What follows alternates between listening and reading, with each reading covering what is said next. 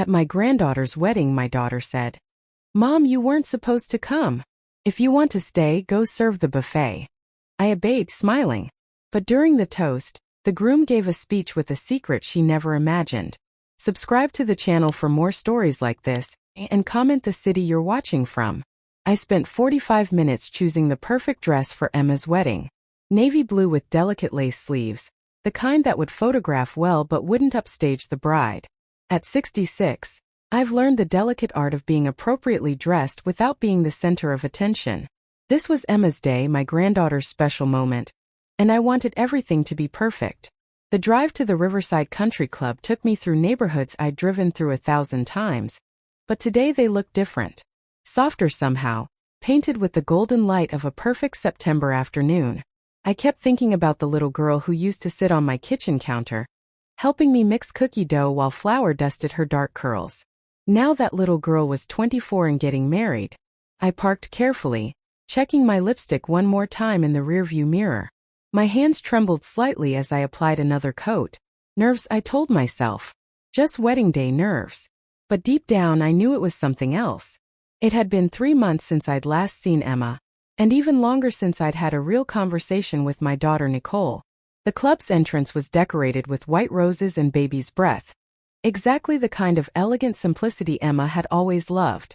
I walked through the doors with my shoulders back, clutching my small purse and the wedding gift I'd wrapped so carefully. Other guests were milling around, and I recognized a few faces from family gatherings years ago. Then I saw her. Nicole stood near the guest book table, resplendent in a champagne-colored dress that probably cost more than my monthly grocery budget. Her blonde hair was perfectly styled, swept up in an elegant chignon that showcased the diamond earrings I didn't recognize. She looked every inch the mother of the bride, confident and radiant. "Mom," she said when she spotted me, her voice carrying that familiar edge of disapproval. "You're here." Not, "I'm so glad you came," or "Thank you for being here." Just acknowledgement of my presence, as if I were an unexpected guest rather than the bride's grandmother. "Of course I'm here," I replied, forcing warmth into my voice. I wouldn't miss Emma's wedding for the world. Nicole's smile was practiced, the kind she'd perfected during her years as a corporate executive. "Well, there's been a slight change in the seating arrangements." My heart started to sink before she even finished speaking. I'd seen that look before, during family dinners when she'd casually mention that I shouldn't plan on Christmas at her house, or when she'd explain why Emma couldn't come stay with me for the weekend. "The head table is reserved for immediate family only," Nicole continued, her voice carrying just loud enough for nearby guests to hear. "But don't worry, we found a perfect place for you to be useful." Useful. The word hit me like a physical blow. "I thought grandparents counted as immediate family," I said quietly, hating how small my voice sounded. Nicole's laugh was light, airy, designed to make me seem unreasonable. "Mom, don't be dramatic. You know what I mean. Emma's new in-laws need to be at the head table, obviously. David's parents, his grandparents, his sister. It's just proper etiquette." I glanced around, noticing for the first time how other guests were watching our interaction. Some looked uncomfortable, others merely curious about the family drama unfolding before the ceremony had even begun. "Where would you like me to sit?" I asked, swallowing my pride. Nicole's smile grew wider, and for a moment, I saw something cold flash in her eyes. Something that reminded me of her father in his worst moments, though I pushed that thought away immediately.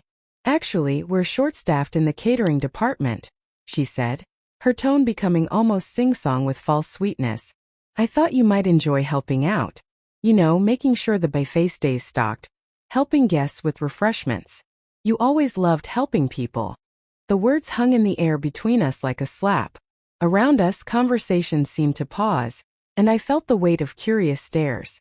Nicole wanted me to serve at my own granddaughter's wedding, to work as hired help while she basked in the role of proud mother. "Nicole," I started, but she was already moving on. "The catering manager is expecting you," she said, pointing toward a doorway marked staff only. "Her name is Maria. She'll get you set up with everything you need. And Mom." She paused, her hand briefly touching my arm in what anyone watching would interpret as an affectionate gesture. "Thank you for understanding. This day means everything to Emma. And I knew you'd want to do your part to make it special." I stood there for a long moment, clutching my purse, feeling the eyes of wedding guests on me. Some looked sympathetic, others merely curious about the family drama they were witnessing. But what choice did I have? Walk out and miss Emma's wedding entirely? Cause a scene that would overshadow her special day? Of course, I heard myself saying, whatever Emma needs. I walked toward the staff entrance on unsteady legs, my navy dress suddenly feeling too formal, too optimistic. Behind me, I could hear Nicole greeting other guests with warmth and enthusiasm, playing the role of the gracious hostess. The catering area was a bustling world of organized chaos. Maria, a kind-faced woman in her 50s, looked surprised when I introduced myself. "Mrs. Nicole said you were here to help?" she asked, clearly confused. "I thought you were family." "I am," I said simply. "I'm the bride's grandmother." The confusion in Maria's eyes deepened, but she was too professional to comment. Instead, she handed me an apron and showed me to the buffet area, explaining how to keep the chafing dishes filled and the serving utensils clean. As I tied the apron around my waist, I caught a glimpse of myself in the reflection of a serving tray. 66 years old, wearing my best dress under a catering apron, about to serve food at my own granddaughter's wedding while my daughter played the role of the perfect mother to a room full of guests. But I smiled, because somewhere in this beautiful venue was Emma, getting ready to marry the love of her life, and if serving food was what it took to be part of her day, then that's what I would do. I'd been swallowing my pride where Nicole was concerned for so many years. What was one more humiliation? I had no idea that this degradation would be the catalyst for everything that was about to unfold. The ceremony was beautiful, and I watched it from the kitchen doorway like a ghost haunting my own granddaughter's wedding. Emma looked radiant in her flowing white gown. Her dark hair cascaded over her shoulders just like it used to when she was little. David stood beside her with tears in his eyes, and I found myself crying too, though I wasn't sure if it was from joy or heartbreak. I couldn't see much from my position behind the catering station, but I caught glimpses between the heads of servers rushing past with champagne trays. When the officiant pronounced them husband and wife, and David kissed Emma, my heart swelled with pride even as it ached with the knowledge that I should have been in the front row, not hiding in the shadows. The cocktail hour began immediately after the ceremony, and suddenly my world became a whirlwind of activity. Guests flooded into the reception area, and I found myself refilling platters of canapés and ensuring the wine glasses stayed full. The work was familiar in a strange way. I'd spent years hosting family gatherings, serving others, making sure everyone was comfortable. But this was different. This time I was invisible. "Excuse me, could you get me another glass of the white wine?" asked a woman I didn't recognize. She was probably in her 50s, elegantly dressed in a burgundy cocktail dress. "Of course," I replied, reaching for a fresh glass. "You look familiar," she said, studying my face. "Are you family?" The question caught me off guard. "I'm the bride's grandmother," I said quietly, handing her the wine. Her eyebrows shot up in surprise. "Oh, I'm sorry," I thought. "Well, when I saw you working." She trailed off, clearly embarrassed. "It's fine," I assured her, though it wasn't fine at all. "I'm happy to help." She moved away quickly, and I could see her whispering to her companion, both of them glancing back at me with confused expressions. I turned away, pretending to be busy rearranging the cheese platter. From across the room, I could hear Nicole's voice, bright and animated as she held court near the bar. A small crowd had gathered around her, and she was telling some story that had everyone laughing. I caught fragments of her words as I worked. "Raised Emma completely on my own after her father died," she was saying. "It hasn't been easy, but we've built such a strong bond. Just the two of us against the world, you know?" My hand stilled on the serving spoon I was holding. She was rewriting history, painting herself as the single mother who'd sacrificed everything for her daughter. Where was I in this story? The woman who'd dropped everything to help when Emma's father died? Who'd taken care of Emma every day after school while Nicole worked late? Who'd driven her to dance lessons and helped with homework and stayed up all night when she had the flu? "Nicole's been an incredible mother," I heard someone respond. "Emma is so lucky to have such a devoted parent." "Well, you do what you have to do," Nicole replied with false modesty. "Emma has always been my priority. My whole world revolves around her happiness." I gripped the edge of the serving table, feeling dizzy. This was the woman who'd missed Emma's 8th grade graduation because of a business meeting. The woman who'd sent Emma to stay with me every summer because she was too busy to take time off work. The woman who'd forgotten Emma's 16th birthday until I reminded her. Brenda? Are you all right? Maria's voice broke through my spiraling thoughts. I looked up to find the catering manager studying my face with concern. You look pale. Do you need to sit down for a minute? I'm fine, I said automatically, though my voice sounded strange even to my own ears. Are you sure? Because honestly, I have to say, this whole situation seems a bit unusual to me. Maria lowered her voice. In 20 years of catering, I've never seen a grandmother working service at her own granddaughter's wedding. I didn't know how to respond to that. How could I explain the complicated dynamics of my relationship with Nicole? How could I put into words the way she'd systematically pushed me to the margins of Emma's life, always with plausible reasons that made me seem unreasonable if I protested? Family dynamics can be complicated, I said finally. Maria nodded, but her expression remained troubled. Well, if you need anything, you just let me know, okay? And honestly, you don't need to work this hard. We've got plenty of staff.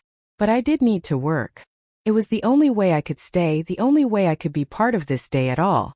So I kept refilling platters and pouring wine and smiling at guests who looked surprised to see the bride's grandmother in a catering apron. As the cocktail hour progressed, I started to notice other things. David's parents, the Hendersons, kept looking around the room with puzzled expressions. At one point, Mrs. Henderson approached the guest book table where Nicole was still holding court. Nicole, dear, I heard her say, we were wondering where Emma's father's family is. We'd love to meet them. Nicole's smile faltered for just a moment before she recovered. Oh well, most of them couldn't make it. You know how it is with travel and scheduling conflicts. What about Emma's grandmother? We'd love to meet her, Mr. Henderson added. My heart stopped. From my position behind the shrimp cocktail display, I could see Nicole's face clearly. Her jaw tightened almost imperceptibly. She's not here, Nicole said smoothly. She's been having some health issues lately. Didn't feel up to the excitement of a wedding. Health issues. The lie came so easily, so naturally that it took my breath away. I was standing 30 feet from her in perfect health, wearing the apron she'd made me put on. Oh, that's such a shame, Mrs. Henderson said sympathetically. Emma speaks about her so fondly. We were really looking forward to meeting the woman who taught Emma how to make those famous chocolate chip cookies. I watched Nicole's face change, saw something cold and calculating flash in her eyes. Yes, well, Emma has a very active imagination sometimes. She tends to romanticize relationships. The words hit me like a physical blow. In one casual sentence, Nicole had dismissed years of love, care, and memories. She'd reduced my relationship with Emma to fantasy, something a child had imagined rather than lived. Mrs. Henderson looked uncomfortable, clearly sensing that she'd stumbled into something she didn't understand. She excused herself and moved away, leaving Nicole alone for a moment. That's when our eyes met across the room. For just a second, Nicole's mask slipped. I saw recognition there and something else. Something that looked almost like satisfaction. She knew I'd heard her lies. She knew I was watching her rewrite our family history, and she didn't care. If anything, she seemed pleased that I was witnessing my own erasure from Emma's story. She raised her champagne glass in my direction, a small private toast that no one else would notice. Then she turned back to her audience and launched into another story about her devoted motherhood. I turned away, focusing on arranging canapes with hands that trembled with suppressed emotion. Around me, the reception continued in all its joyful chaos, but I felt like I was drowning in plain sight. The worst part wasn't the humiliation of serving at my own granddaughter's wedding. It wasn't even hearing myself erased from Emma's history. The worst part was the growing realization that this wasn't just about tonight. This was the culmination of years of careful manipulation, a systematic campaign to push me out of Emma's life so completely that soon, I would be nothing more than a vague memory. And I had no idea how to fight back. I was refilling the salmon canapes when I felt someone approach from behind. I turned, expecting another guest requesting wine or directions to the restroom, but instead found myself face to face with David, the groom. He was still in his tuxedo, though his bow tie was slightly askew and his usually perfect hair was mussed from dancing. "Mrs. Thompson," he said quietly, glancing around to make sure we weren't being overheard. "Could I speak with you for a moment?" I set down the serving platter, surprised. David and I had met several times over the past 2 years, but always briefly, always with Nicole or Emma present. He'd always been polite, respectful, but we'd never had what you'd call a real conversation. "Of course, David. Congratulations, by the way. Emma looks absolutely radiant." His smile was genuine but troubled. "Thank you. She does, doesn't she? She's everything to me." He paused, seeming to wrestle with something. "Mrs. Thompson, can I ask you something? And please be honest with me." Something in his tone made my stomach clench. "What is it? Why are you working at your own granddaughter's wedding?" The direct question caught me off guard. I'd been deflecting curious looks and awkward moments all evening, but no one had asked me so bluntly. "Nicole needed help with the catering," I said, falling back on the explanation I'd been giving myself. "I don't mind helping out." David's expression darkened. "That's not what I mean, and I think you know it. I've been watching this whole evening and something's not right. Emma's been asking where you are. She assumed you'd be at the head table, but when she asked Nicole, she was told you preferred to help behind the scenes." My heart lurched. Emma was looking for me? Of course she was. You're her grandmother.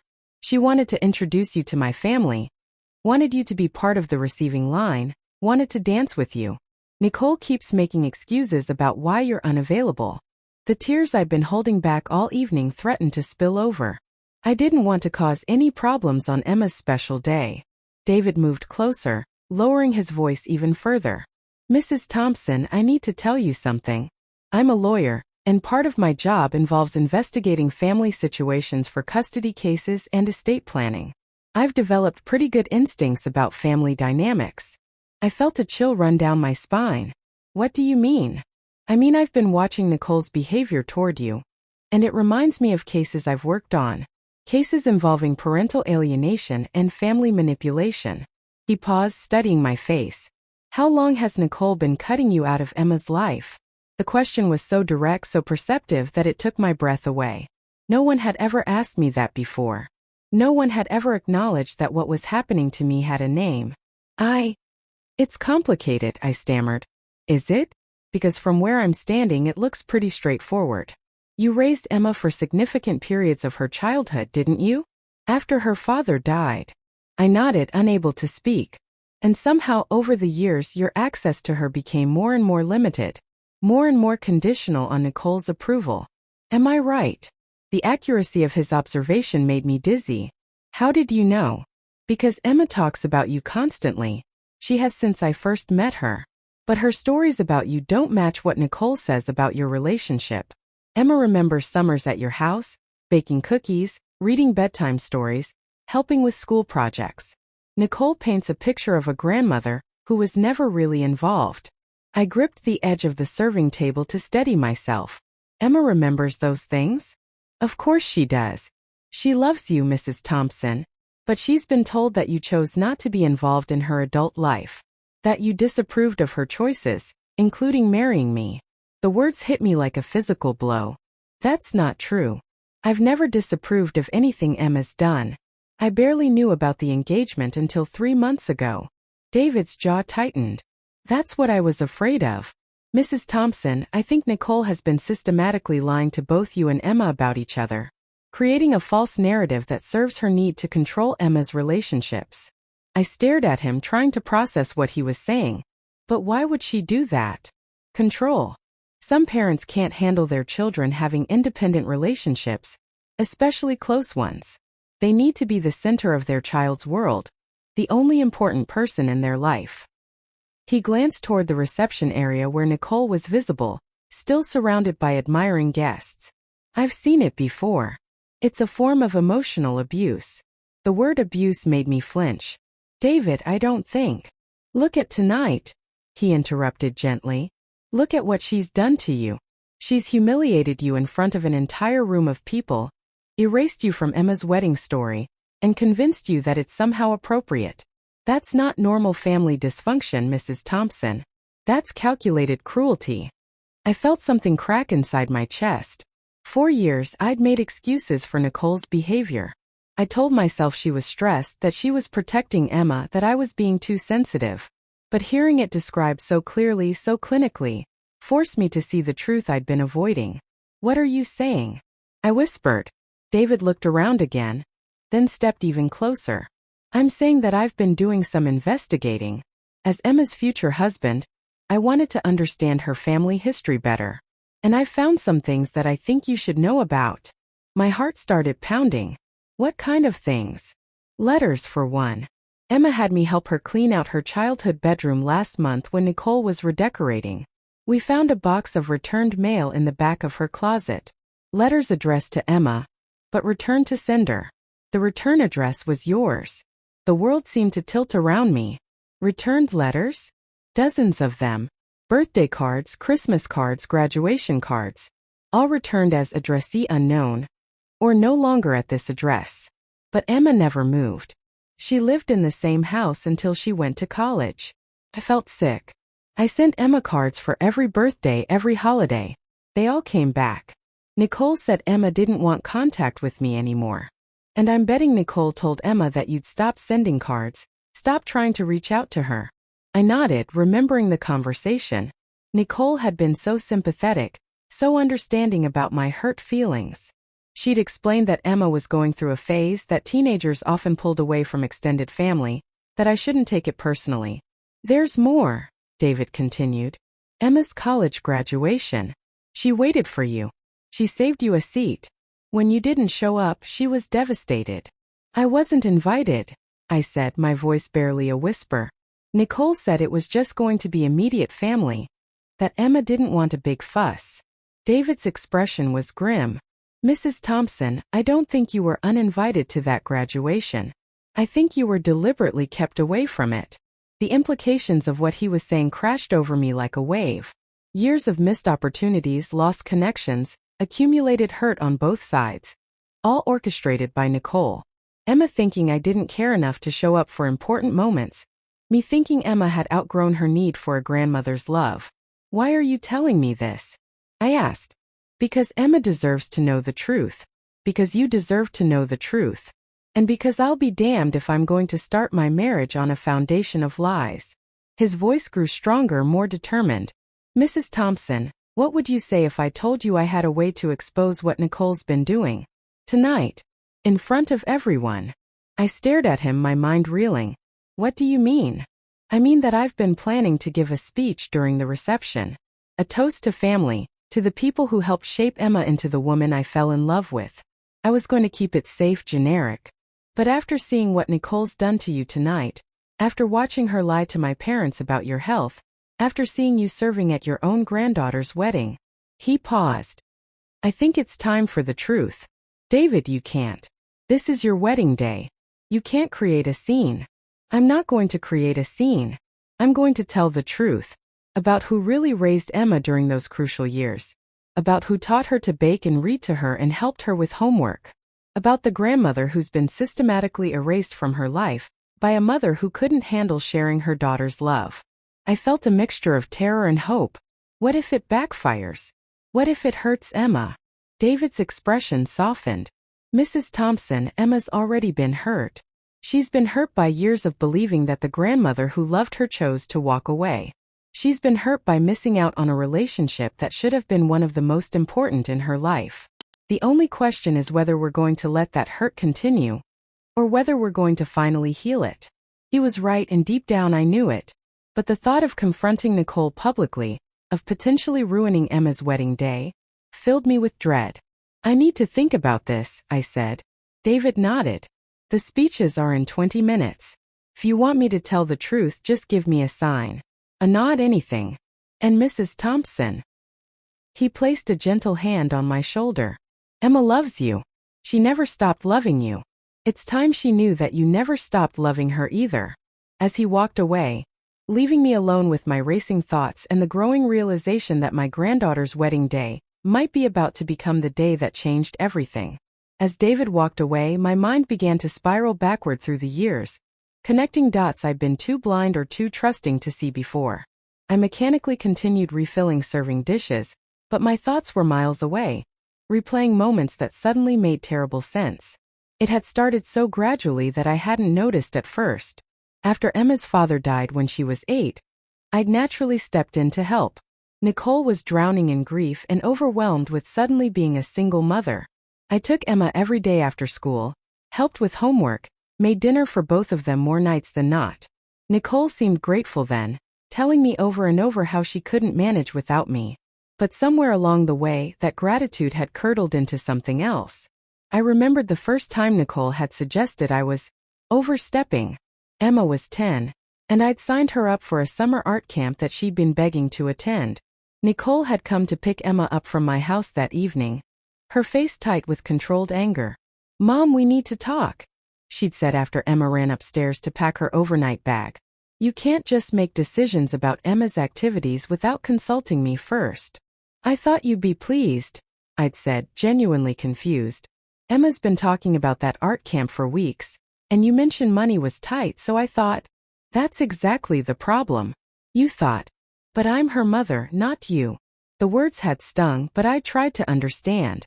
Grief affected people differently, and Nicole was struggling to establish her identity as a single parent. I'd apologized and promised to check with her first in the future. But the boundaries had kept shifting, always in the same direction.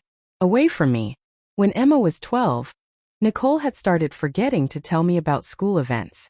When I'd show up anyway, having heard about them from Emma, Nicole would act surprised and slightly annoyed. "Oh, I didn't think you'd be interested in a middle school band concert," she'd say with that particular smile that made me feel foolish for caring. By the time Emma was in high school, I needed permission for everything. Phone calls were interrupted because Emma was busy with homework. Visits were postponed because Emma was going through a phase and needed space. Weekend plans were canceled because Emma had other commitments. And through it all, Nicole had been so reasonable, so understanding of my disappointment. She'd pat my hand sympathetically and explain that teenagers were difficult, that Emma was asserting her independence, that it wasn't personal.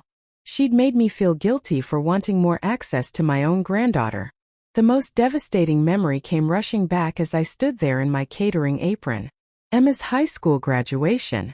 I'd been so excited, had bought a new dress and planned to take her out for a celebration dinner afterward. But 2 days before the ceremony, Nicole had called. "Mom, I have some difficult news," she'd said, her voice heavy with false regret. "Emma asked me to talk to you about graduation. She's feeling really overwhelmed with all the family attention, and she's asked if we could keep the ceremony small. Just me and a few close friends." "But I'm her grandmother," I protested weakly.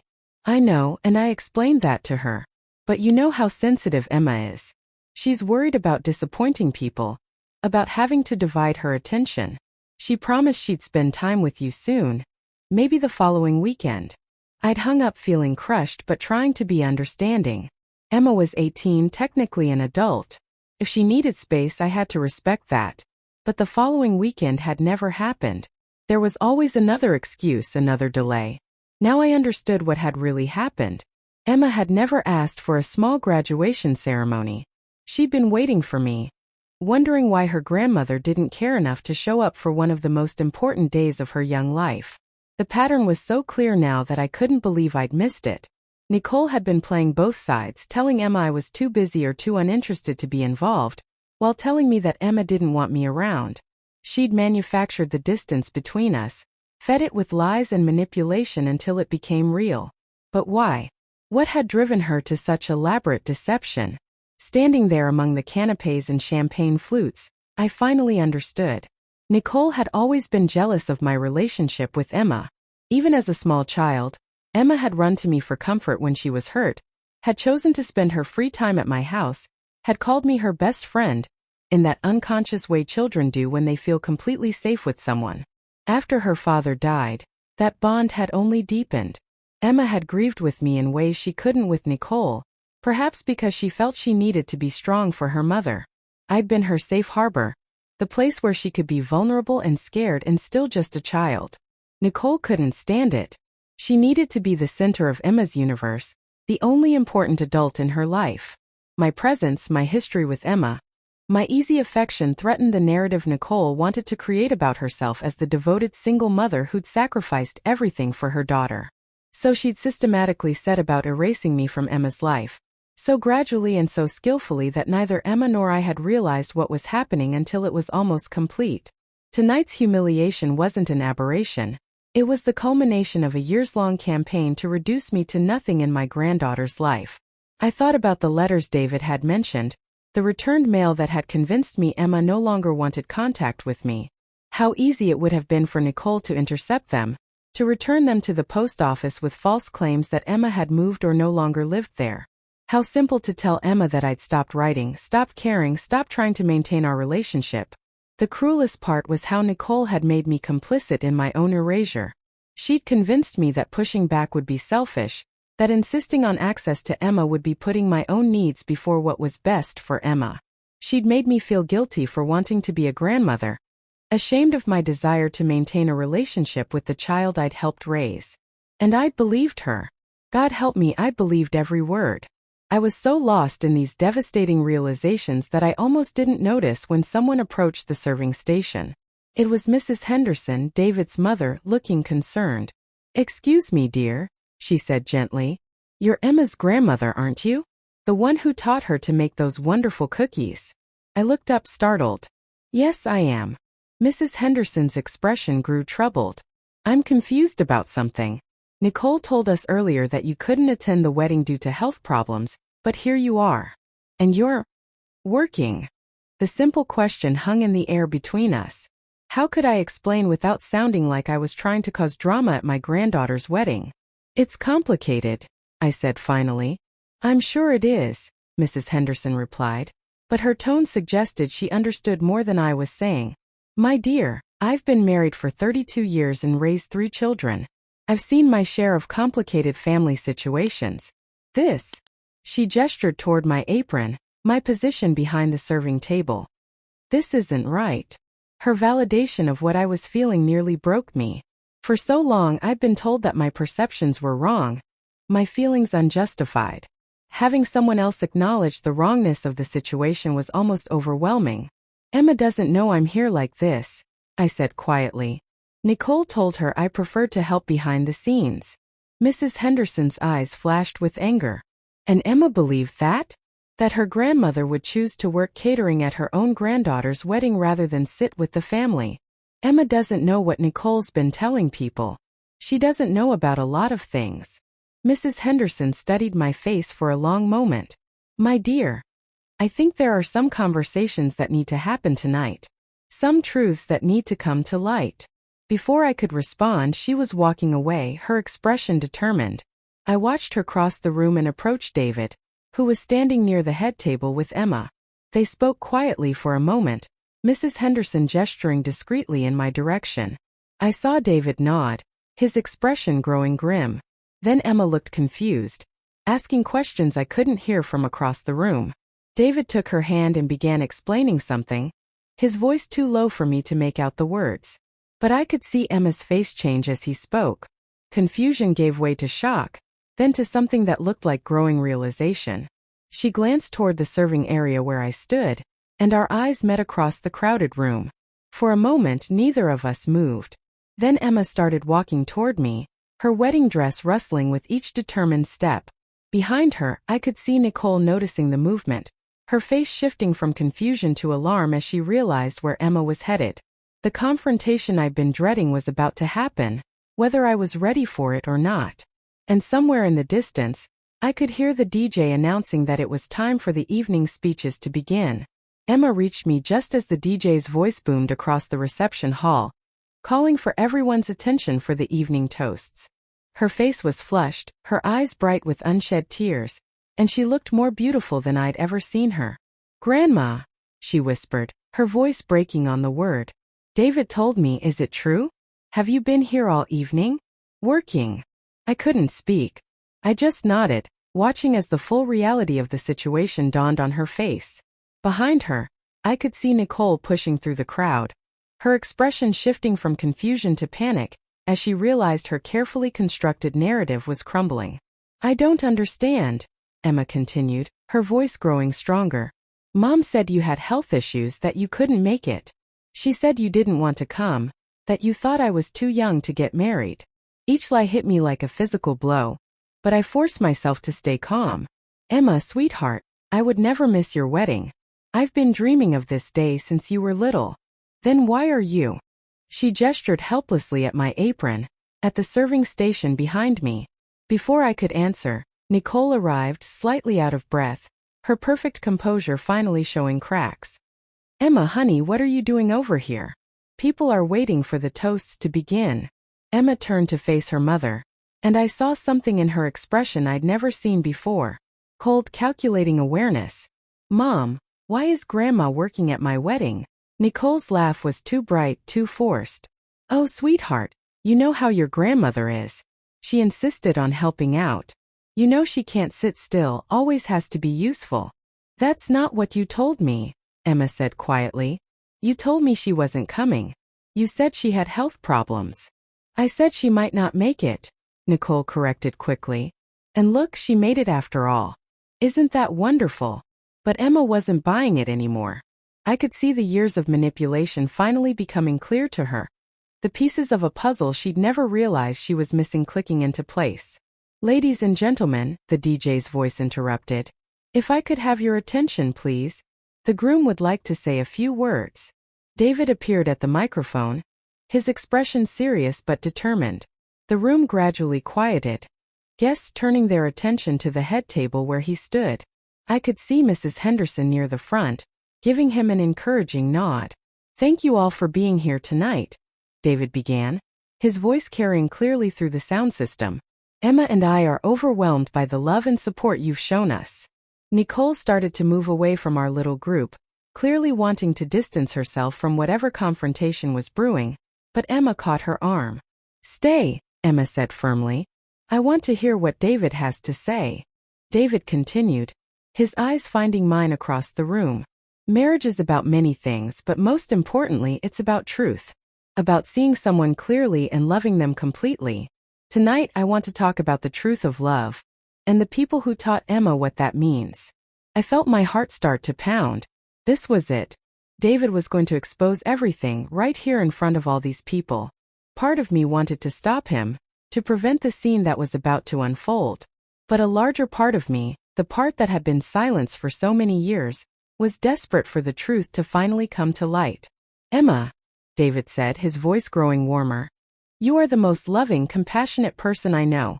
You have this incredible ability to make people feel seen and valued. That doesn't happen by accident. That comes from being raised by someone who made you feel seen and valued. Nicole shifted uncomfortably beside us, her grip tightening on her champagne glass. I've heard a lot tonight about the sacrifices made to raise Emma, David continued, and I could see Nicole relaxing slightly, thinking the speech was going in her favor. About the devotion of a single mother. And while I respect the challenges of single parenthood, I think it's important to acknowledge all the people who helped shape the woman I fell in love with. He paused, scanning the room until his eyes found mine again. Emma's grandmother, Brenda Thompson, is here tonight. She's the woman who taught Emma to bake chocolate chip cookies from scratch. She's the woman who read Harry Potter aloud during those long summer afternoons. She's the woman who helped with homework every day after school for years, who drove Emma to dance lessons and soccer practice, who stayed up all night when Emma had the flu. I could hear murmurs rippling through the crowd. Guests were looking around, trying to locate me, confusion evident on their faces. Some of you might be wondering where Mrs. Thompson is sitting tonight, David continued, his voice growing stronger. You might have noticed she wasn't in the receiving line, wasn't at the head table with the other grandparents. That's because she's been told her place tonight is in the kitchen, serving food to the very family she helped raise. A collective gasp went up from the crowd. I saw Mrs. Henderson place her hand over her heart, her expression horrified. Other guests began turning in their seats, scanning the room. Grandma Brenda, David said, his voice carrying clearly through the microphone, could you please come up here? I think it's time everyone met the woman who really raised Emma during those crucial years after her father died. The room fell completely silent. Every eye in the place turned toward me, and I felt frozen, caught between my lifelong instinct to avoid confrontation and the desperate need to finally reclaim my place in Emma's life. Go, Emma whispered beside me, tears streaming down her face. Please, Grandma. Go. On shaking legs, I began to walk toward the front of the room. The crowd parted before me, and I could hear the whispers starting. People were pointing at my apron, at my obvious status as hired help, their faces showing everything from confusion to outrage. As I passed Nicole, I heard her hiss under her breath, "You're going to regret this." But I kept walking. After years of being silenced, of being pushed to the margins, of being erased from my granddaughter's story, I was finally being called back to where I belonged. When I reached David at the microphone, he smiled and gently removed my apron, handing it to a nearby server. Then he put his arm around my shoulders and turned back to the crowd. "This is Brenda Thompson," he announced. "Emma's grandmother, who has loved her unconditionally since the day she was born, who stepped in when Emma needed her most and never asked for recognition, who has been systematically excluded from Emma's life through years of manipulation and lies." The room was so quiet you could hear a pin drop. I looked out at the sea of faces, some shocked, some sympathetic, some angry on my behalf. And then I saw Emma, standing where I'd left her, tears streaming down her face, her hands pressed to her mouth. "Mrs. Thompson," David said, offering me the microphone, "would you like to say something to your granddaughter?" My hands trembled as I took the microphone. For a moment I couldn't speak. Then I looked at Emma, my beautiful granddaughter in her wedding dress, and found my voice. "Emma," I said, my words carrying through the silent room, "I have loved you every single day of your life. I never stopped trying to reach you. Never stopped hoping we could be close again. I don't know what you've been told about why I wasn't around, but I want you to know that it was never my choice to be absent from your life." I could see Nicole near the back of the room, her face pale, her carefully constructed world crumbling around her. "I have missed you more than words can say," I continued, my voice growing stronger. "I've missed watching you grow up, missed being part of your achievements, missed just spending time with the granddaughter I adore. If you'll let me, I'd like to be part of your life again. I'd like to be the grandmother I always wanted to be." The room erupted in applause, but I barely heard it. Because Emma was running toward me, her wedding dress flowing behind her, tears streaming down her face. When she reached me, she threw her arms around me and held on tight. "I missed you too, Grandma," she sobbed against my shoulder. "I missed you so much. I thought you didn't want me anymore." "Never," I whispered fiercely, holding her close. "Never, sweetheart. I will always want you." Over Emma's shoulder, I could see Nicole standing alone near the back of the room, abandoned by the guests who were now looking at her with disgust and understanding. Her mask had finally slipped completely, and everyone could see her for what she really was. But I didn't care about Nicole anymore. I had my granddaughter back, and that was all that mattered. Emma and I held each other for what felt like an eternity, both of us crying, both of us trying to make up for years of forced separation in a single embrace. Around us, the reception continued, but it felt like we were in our own private bubble of reunion and relief.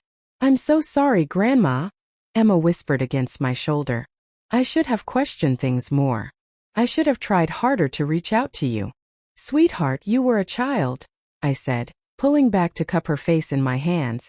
"Children trust the adults in their lives to tell them the truth. You had no reason to doubt what you were being told." David appeared beside us, his expression a mixture of satisfaction and concern. "Emma, love, I think we need to clear the air completely. There are some things you need to know about what's been happening all these years." Over the next hour, the truth came spilling out like water through a broken dam. David had brought the box of returned letters from Emma's childhood bedroom, and we spread them out on a quiet table in the corner of the reception hall. Card after card, letter after letter, all marked "Return to Sender," in handwriting I now recognized as Nicole's. "I sent you something for every birthday, every Christmas, every major holiday," I explained to Emma, my voice shaking as I pointed to the dates. "When they all came back, Nicole told me you'd asked her to return them, that you didn't want contact with me anymore." Emma picked up a birthday card meant for her 13th birthday, her hands trembling. "I waited for this," she said quietly. "I remember waiting by the mailbox every day that week, thinking you'd forgotten me." "I could never forget you," I said fiercely. Mrs. Henderson joined our little group, her face grim with determination. There's something else you both need to know, she said. I've been talking to some of the other guests, people who've known your family for years. Nicole's been telling different stories to different people for a long time. She sat down beside us, her voice low but clear. To some people, she's been saying that you were an interfering grandmother who tried to undermine her parenting. To others, she claimed you were having health problems and couldn't be relied upon. To Emma's teachers and school friends, she suggested you'd moved away and weren't interested in staying in touch. Emma's face grew paler with each revelation. She's been lying to everyone, creating this whole false narrative about our relationship. David nodded grimly. It's a classic pattern of parental alienation. The alienating parent systematically destroys the relationship between the child and the other parent or grandparent by controlling information flow, creating false narratives, and manipulating situations to prove their false claims. But why? Emma asked, her voice breaking. Why would she do this to us? I looked across the reception hall, where Nicole was still standing alone, her earlier confidence completely shattered. A few guests had approached her, but their expressions were cold, accusatory. She'd lost the sympathy and admiration she'd worked so hard to cultivate. Because she couldn't bear to share you, I said quietly. She needed to be the only important person in your life, the only one you turned to for love and support. My relationship with you threatened that narrative. Emma was quiet for a long moment, processing everything she'd learned. Then she looked up at me with eyes that reminded me so much of the little girl who used to bake cookies in my kitchen. Grandma, I want to hear everything. I want to know about all the birthdays and holidays and moments I missed with you. I want to fill in all the gaps that she created. We have time for that, I assured her. We have all the time in the world now. David squeezed Emma's hand. Actually, there's one more thing. Emma, remember when you were looking through old photo albums last month, and you found that picture of yourself in a Halloween costume when you were 7? The fairy princess costume that you said was your favorite, but you couldn't remember who made it for you. Emma nodded, looking puzzled. I made that costume, I said softly. You spent 3 weeks at my house that October while Nicole was traveling for work. We designed it together, picked out all the fabric and sequins. You insisted on having real fairy wings that would actually move. Emma's eyes filled with tears again. I remember working on something sparkly, but the memory was so vague. Nicole told me she bought that costume at a store. No, sweetheart. We made it together. Just like we made your Valentine's Day cards for school, and your science fair project about butterflies, and that wooden jewelry box you painted purple. The jewelry box, Emma breathed. I still have it. I could never remember where it came from, but I loved it too much to get rid of it. Because you painted it yourself, I told her. You were so proud of it. You made me promise to help you paint flowers on the lid. Each recovered memory seemed to heal something in Emma's face. The confusion and hurt that had lived there for years was slowly being replaced by understanding and relief. As the evening wound down, guests began approaching us to offer their support and express their outrage at what had happened. Several people apologized for not questioning the situation sooner, for not realizing that something was wrong with my absence from Emma's life. I should have known, said Mrs. Patterson, an old family friend. Emma talked about you constantly when she was little. It never made sense that you just disappeared from her life. Nicole made one last attempt to salvage the situation, approaching our table with tears in her eyes and her hands clasped pleadingly. Emma, honey, you have to understand. I was just trying to protect you. Your grandmother was so demanding, so critical of how I was raising you. I thought it was best. Stop. Emma's voice cut through Nicole's prepared speech like a blade. Just stop. I don't want to hear any more lies. Nicole's face crumpled, but this time the tears looked genuine. Emma, please. I'm your mother. I love you. You loved controlling me, Emma replied, her voice steady despite her obvious pain. There's a difference. If you had really loved me, you would have wanted me to have a relationship with Grandma. You would have encouraged it, not destroyed it. Nicole looked around desperately, seeking support from the remaining guests, but found only cold stares and turned backs. The community that had once admired her as the devoted single mother now saw her for what she really was. This isn't over, she said finally, her voice low and bitter. David stood up, his lawyer instincts kicking in. Actually, Nicole, it is over. What you've done constitutes emotional abuse and parental alienation. If you continue to interfere with Emma's relationship with her grandmother, or if you attempt to retaliate in any way, we'll be filing a restraining order." Nicole's face went white.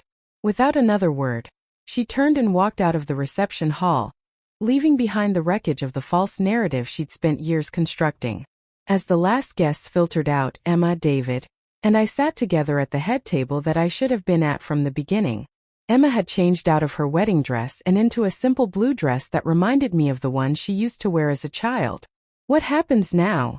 she asked, looking between David and me. "Now," I said, taking her hand, "we start over. We can't get back the years that were stolen from us, but we can make sure that never happens again." Emma squeezed my hand. "I want you to be part of everything. I want you to meet my friends, see my apartment, hear about my job. I want you to be my grandmother again." "I never stopped being your grandmother," I told her. "I was just waiting for you to find your way back to me." David smiled at both of us. "And I want you to know, Mrs. Thompson, that our children will know their great-grandmother from day one.